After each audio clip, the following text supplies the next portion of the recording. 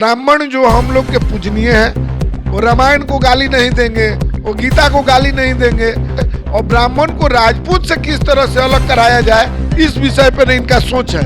ब्राह्मण मतलब देवता, धरती के देवता जरूर ब्राह्मण को कहा गया है। अब उनके घर के पालतू हैं ने भी राम को रथ को रोका था, उनका रथ रुक गया। बोले राजपूत को सम्मान कौन दिया है? आज भी राम को कौन पूजते हैं? राम को आप क्षत्रिय मानते हैं तो राम को पूजने वाले सबसे ज्यादा देश में ब्राह्मण हैं। तो राजपूत में वैसा कुकर्मी नहीं थे, वैसा साजिश करता नहीं थे, वैसा दोगला नहीं थे। तो वैसा ही ये है। मनोज झा भी उसी तरह का दोगला है, वो तो जनेऊ भी नहीं पहनते। अगर ब्राह्मण है तो उनका जनेऊ संस्कार को पूछ ली। जितने कुआं बनाया गया वो तो सभी जाति धर्म के लोग पानी पीते थे। आज भी स्वर्ण समाज के ठाकुर हो, भूमिहार हो, वो जाकर जरूर मदद के लिए उनके पास पहुंचते हैं।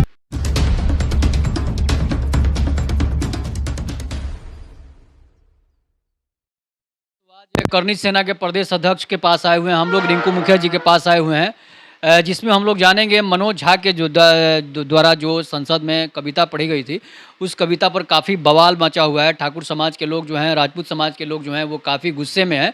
इसी पर हम लोग जानेंगे कि जो कविता उन्होंने पढ़ी थी उस पर आपकी क्या राय? चलिए, आपके दर्शकों को जय श्री राम, प्रणाम। मनोज झा जी का कविता पर विशेष कर ध्यान देने की जरूरत नहीं है। हमको लगता है हम लोग भी सुनते ही तैस में आ गए और बहुत बोले। मनोज झा जी का स्टेटमेंट नहीं था, उनके जो युवराज और महाराज का स्टेटमेंट था।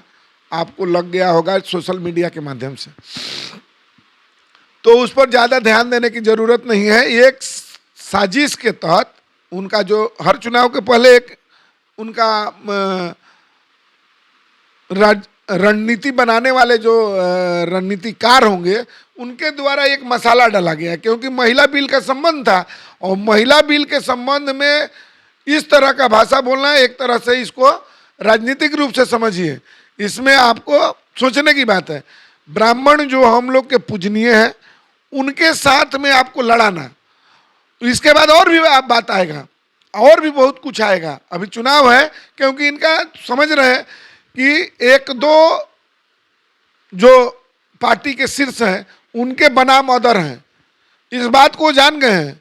उनको अगर वो राम को गाली नहीं देंगे, वो रामायण को गाली नहीं देंगे, वो गीता को गाली नहीं देंगे, तो उनको अलग जो जहाँ से मिलना है वो नहीं मिलेगा और उनका मुख्य जनाधार वही है। तो ये बात इसमें से जो भाई हिंदू भाई हैं, जो सनातनी हैं, इसको हम उस रूप में नहीं ले जाना चाहते हैं। इनको अलग अलग करने के लिए, क्योंकि ब्राह्मण को ये लोग टारगेट कर रहे हैं, ब्राह्मण को गाली दे रहे हैं एक तरह से, और ब्राह्मण को राजपूत से किस तरह से अलग कराया जाए इस विषय पर इनका सोच है, जो कभी न हुआ है और न होगा। क्योंकि ब्राह्मण ही एक ऐसा समुदाय है, ब्राह्मण मतलब देवता, धरती के देवता जरूर ब्राह्मण को कहा गया है। आप देख लीजिए, जितने पीठाधीश हैं, मठाधीश हैं, जितने महात्मा हुए वो आपको लेके चलते हैं, लेकिन इनको तो इसलिए कहा गया है झाजी मतलब उनके घर के पालतू हैं और उसी पर इनको मिला हुआ है। ये प्रोफेसर भी बने होंगे तो उन्हीं के अनुकंपा पर बने हुए हैं। अब कितना विशेष ज्ञान है, कितना हम उतना नहीं कह सकते हैं। ज्ञान होना ये नहीं है कि अपने को गाली देना, ज्ञान होना ये नहीं कि अपने समाज को अहित करना, ज्ञान होना ये नहीं कि अपने समाज को दूसरे समाज से लड़ाना, ये ज्ञान का मतलब नहीं है। और एक आदमी को खुश करने के लिए इस तरह का भाषा उनको नहीं बोलना चाहिए, और इस पे हम लोग शुरू से ही घोर निंदा करते हैं। और उसी के दबाने के लिए ही जातिगत जनगणना को जल्दबाजी में लाया गया है कि इधर से उधर मुंह फेरा जाए, नहीं तो उससे बहुत नुकसान हो रहा है। और ये तो जरूर रामायण को जिसने छेड़ा उनका नाश हुआ है, जिसने छेड़ा नाश हुआ है। इधर का ही देख लीजिए, सतयुग, त्रेता और द्वापर का बात मत कीजिए। जो उनके अध्यक्ष हैं, जो महाराज हैं, उन्होंने भी राम को रथ को रोका था, उनका रथ रुक गया, भले उनको सब कुछ मिल गया, बहुत अरबपति हो गए, खरबपति हो गए, उनके पास धन अथाह हो गया। अथाह धन के मालिक अभी बिहार में कौन है? उनके महाराज हैं। अगर आज के डेट में सबसे बड़ा महाराज कौन है? उनके अध्यक्ष हैं, उनके महाराज हैं, उनके युवराज हैं, जो बोलते हैं कि 14 साल में मेरे पास हमको दिखाया जाता है। अरे भाई 14 साल में आप खरबपति से भी ऊपर हो गए, कहां से आया ये संपत्ति? तो ये वो अपने कुकर्मों को, अपने द्वारा किए गए कर्मों को छिपाने के लिए इस तरह का भाषा बुलवाया गया है। और ब्राह्मण समाज से, जो हम लोग के लिए देवता के तुल्य है, हम लोग के लिए, अरे राजपूत को कौन मान दिया है? राजपूत को सम्मान कौन दिया है? आज भी राम को कौन पूजते हैं? राम को आप क्षत्रिय मानते हैं, तो राम को पूजने वाले सबसे ज्यादा देश में ब्राह्मण हैं, जो हमको वो सम्मान दिए हैं। वो हमारे कैसे अहित कर सकते हैं? अहित की बात सोच ही नहीं सकते हैं। जब जब उनका साथ मिला है और तभी जाके हम लोग विजय की प्राप्ति किए हैं। तो इसलिए ब्राह्मण हमारे देवता तुल्य है, देवता है, और इस धरती के भी देवता है, सबको मानना चाहिए। तो फिर मनोज झा का पुतला भी कहीं कहीं जलाया जा रहा है। अरे मनोज झा, मान लीजिए अपवाद नहीं होगा। अब पृथ्वीराज चौहान के समय राजपूत उनका विरोधी नहीं थे, राजपूत अहित किए कि नहीं, तब न पृथ्वीराज चौहान को मोहम्मद गौरी जैसा आक्रांता यहाँ पर आ गया। तो राजपूत में वैसा कुकर्मी नहीं थे, वैसा साजिश करता नहीं थे, वैसा दोगला नहीं थे। तो वैसे ही ये है, मनोज झा भी उसी तरह का दोगला है। वो तो जनेऊ भी नहीं पहनते, अगर ब्राह्मण है तो उनका जनेऊ संस्कार को पूछ लीजिए। ईडब्ल्यूएस आरक्षण का विरोध भी किए थे, जो सवर्णों को मिलने वाला ईडब्ल्यूएस था, उसका भी इन्होंने विरोध। ब्राह्मण है तो उनका जनेऊ दिखा दीजिए। आप लोग जाइए, प्रेस वाले, मीडिया वाले, उनसे पूछिए, जनेऊ संस्कार होता है, वो नहीं है। जगोपवीत के माध्यम से हम लोग आज भी इस बंधन से क्यों बनते हैं? ब्राह्मण को पूजनीय देवता तुल्य मानते हैं। आज भी ये ब्रह्मा का स्वरूप है, उन्हीं के द्वारा जनेऊ को हम पहनते हैं और उन्हीं के बंधन में बंधे हुए हैं। तो जब तक ये शरीर पर ये धारण रहेगा तो ब्राह्मण हमारे लिए पूजनीय है, पूजनीय है, पूजनीय है। तो जैसे ये लोग तो जनेऊ तोड़ने वाले लोग भी थे। अरे भाई जनेऊ तोड़ने वाले तो तोड़ते रहेगा, आज तक तो सनातन को खत्म करने वाला चलते रहेगा। राजपूत का विरोध आज से हो रहा है, आज से विरोध हो रहा है। क्षत्रिय 692 के बाद में आज तक लड़ते आया, लेकिन लड़ते लड़ते फिर भी बचा हुआ है और ये बचा ही रहेगा। जितना भी कम संख्या दिखाए तो पर भी ये बचा ही रहेगा और अस्तित्व इसका रहेगा। इसके नाम ये बनना सब चाहते हैं, बनना सब चाहते हैं, लेकिन इसको नीचा भी दिखाने के लिए राजनीतिक रूप से, क्योंकि ये तो लोकतांत्रिक व्यवस्था हो गई है, तो लोकतांत्रिक व्यवस्था में इसको नीचा दिखाने का एक मुख्य कारण है कि हम लोग संगठित नहीं हैं। इतना भी बात पर तो राजपूत, भूमियार, लाला, राजपूत, ब्राह्मण, शेख, सैयद, पठान, खान सबको एक होना चाहिए। जाट, जाट में सिख जट है, जैन है, ईसाई है, सभी है, वैश्य समाज है, वो भी हमारे अंग है। तो ये अलग अलग इसलिए दिखाया जाता है और अलग अलग उस्काया इसलिए जाता है कि आप बटे रहिए, आपका मन में डाला जाता है। ये बात तो डाला गया है कि आप अलग रहिए, आप एक नहीं होइए। आपसे आप ऊंचे हैं, नीचे हैं, उधर हैं, उधर। अरे हमको नीचा दिखाइए ना और आप ऊपर हो जाइए। 14% आप हैं तो आप आगे रहिए। आपको क्या बेनिफिट की जरूरत है? क्यों लड़ रहे हैं भाई? 30 वर्ष में आपने उत्थान हुआ कि नहीं हुआ? आपने नहीं हुआ तो क्यों नहीं हुआ? आपने क्यों नहीं किया? वो आपने 30 वर्ष आपको मिला, 30 वर्षों में अपने समाज को आप क्या किए? और नहीं किए तो क्यों नहीं किए? ये तो दोष आप ही के ऊपर है। तो उसमें स्वर्ण समाज कहाँ से दोषी है? न उसमें राजपूत, भूमिहार, ब्राह्मण, लाला, शेख, सैयद, पठान, खान, जट, सिख, ईसाई, वैश्य समाज कहाँ दोषी हैं? वो तो आप खुद सत्ता के मालिक थे, आप राजा थे, आपने नहीं किया। तो आप देखिए कि क्यों नहीं किए? क्योंकि अपने परिवार को आगे ले जाना था। आपको रंक से राजा बने और नीचे से लेकर ऊपर तक अपने आकाश तक सीढ़ी बना दिया, जो एक 14 साल के लड़का को भी आपने अरबपति खरबपति बना दिया। आप पिछड़े की बात करते हैं, अति पिछड़े की बात करते हैं, तो अरे भाई, तो अति पिछड़े को आप सबको बनाइए ना। एक आपके घर से बन गया तो अंगूठा छाप मुख्यमंत्री, अंगूठा छाप उप मुख्यमंत्री,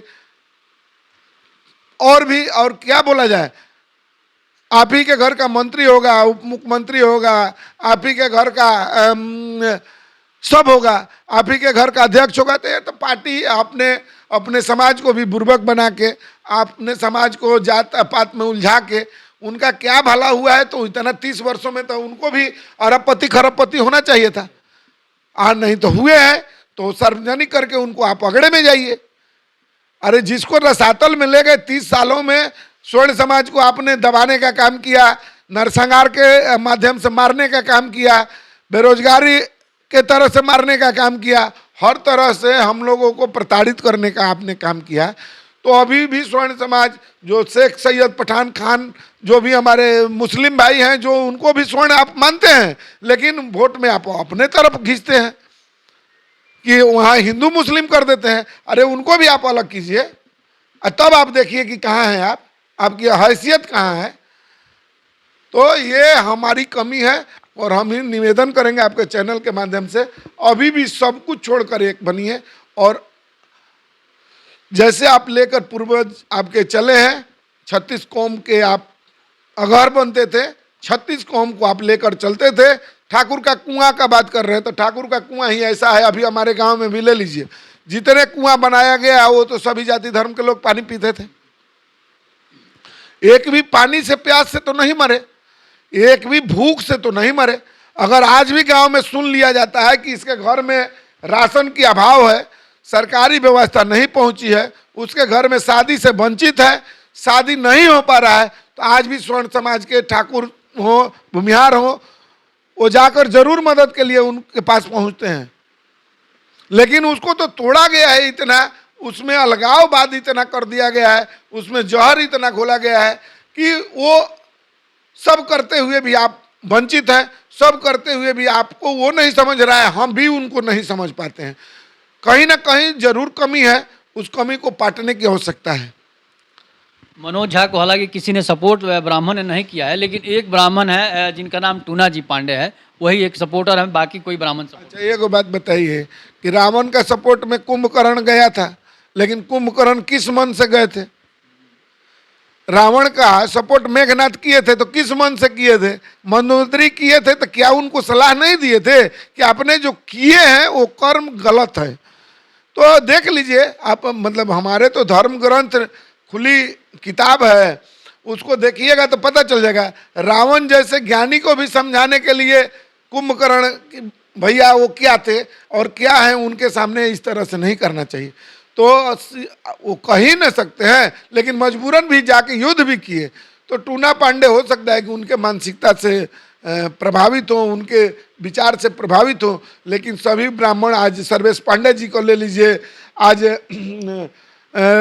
अंतर्राष्ट्रीय ब्राह्मण महासभा के जो अध्यक्ष हैं उनका ले लीजिए, और भी बहुत हमारे देवतुल्य ब्राह्मण हैं जिनका बात को लीजिए, पार्टीगत नहीं, जो खासकर आपको देखते हैं, आप पर हमेशा चिंता रहता है उनका कि ठाकुर समाज का उत्थान कैसे हो, सभी समाज का उत्थान कैसे हो, धर्म का उत्थान कैसे हो, सभी जातियों का उत्थान कैसे हो। ब्राह्मण ही है ना जी कि विश्व की सबके लिए मांग करते हैं, धर्म की जय हो, विश्व की जय हो, सनातन की जय हो। कौन मांगता है? ये इसको कौन दिया? ये ठाकुर तो नहीं दिए थे। तो विश्व की रक्षा के लिए, गौ की रक्षा के लिए, धरती की रक्षा के लिए, समाज की रक्षा के लिए, सभी की रक्षा के लिए ब्राह्मण हमें दिशा निर्देश दिए हैं, और उस दिशा निर्देश पर हम लोग चलने का काम किए हैं। तो हमारे लिए देवतुल्य है। एक आध अपवाद है तो उनका अपवाद का सजा मिलेगा, क्योंकि अभी तो ये लोकतंत्र है, लोकतंत्र में उनको जितना ये गाली देंगे तो उतना ही उनको राज्यसभा का टिकट पक्का है। तो मनोज झा उसके लिए नहीं किए हैं, अपना सत्ता के चाबी उनके पास रहे, राज्यसभा का टिकट उनके पास रहे, तो जैसा महाराज और युवराज बोलेंगे वही बात बोलेंगे, और उसी तरह का भाषा जो भी होंगे उस तरह से बोलते रहेंगे, इसमें चिंता की विषय नहीं। इसका मतलब साफ है कि राजपूत और ब्राह्मण में कोई मतभेद नहीं है। न हुआ है और न होगा, न भूतो न भविष्यति बोला गया है, न हुआ है न होगा। आप देख लीजिए, ठाकुरों को बढ़ाने में आप तो मतलब और भी लोगों से लीजिए, ठाकुर को बढ़ाने में ब्राह्मण का योगदान है और इसको ठाकुर सभी को मानना चाहिए, सभी को मानना चाहिए। और आज भी उनका दिशा निर्देश जो माना है वो विजय की प्राप्ति किया है।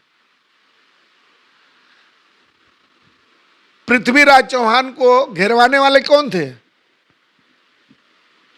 उन्हीं के अपने थे। और उनको आंख बंद, आंख फूटा हुआ आंख से मोहम्मद गोरी को मरवाने वाले कौन थे? वो भी ब्राह्मण थे। तो इस बात को देखना होगा, इस पर इधर उधर होने की जरूरत नहीं है। मनोज झा को प्रायोजित राजनीति को उठा पटक करवाना था, चंद्रशेखर से उठा पटक करवाना था। अभी और कितने आएंगे देखिएगा। अभी भूमिहार से राजपूत को लड़ाया जाएगा, राजपूत से उनको लड़ाया जाएगा। ये काम होगा क्योंकि इनका जनाधार खिसक चुका है। अभी देश में विकास पसंद है, देश को भाईचारा पसंद है, देश को प्रेम मोहब्बत पसंद है और सभी जाति धर्म के लोग समझ गए हैं। ऐसा कुछ नहीं है, सभी जाति में समझ गए हैं, यादव में भी समझ गए हैं। ये नहीं है कि 100% यादव उन्हीं के पास चलते तो रामकृपाल जी कहाँ से आते, नित्यानंद यादव जी कहाँ से आते हैं? तो ऐसा नहीं है। सभी जाति धर्म के लोग समझ गए हैं कि ये बेवकूफ बना रहे हैं और अपने परिवार को किस तरह से अरबपति खरबपति बना दें कि जुगो जुगांतर इनका राज चलता रहे और बेवकूफ बनाकर हम लोग जो कार्य किए हैं वो कोई जाने नहीं। अरे आपने तो राम का रथ रोका, आपका तो रथ रुक गया। उस बात को देखिए कि सब कुछ रहते हुए आप तड़पते रह गए, अभी भी तड़प रहे हैं, तो उससे क्या फायदा है? अरे अभी से भी सुधरिए और सबको लेके चलिए। आप राजा हैं और राजा के भांति रहिए, इसको तोड़ने मड़ोड़ने के काम मत कीजिए। और जो आज तक किया है उसका गुणगान करना चाहिए। राजपूत ही हैं जो अति पिछड़ों का हक देने के लिए अपने स्वजातियों से विरोध कर लिए।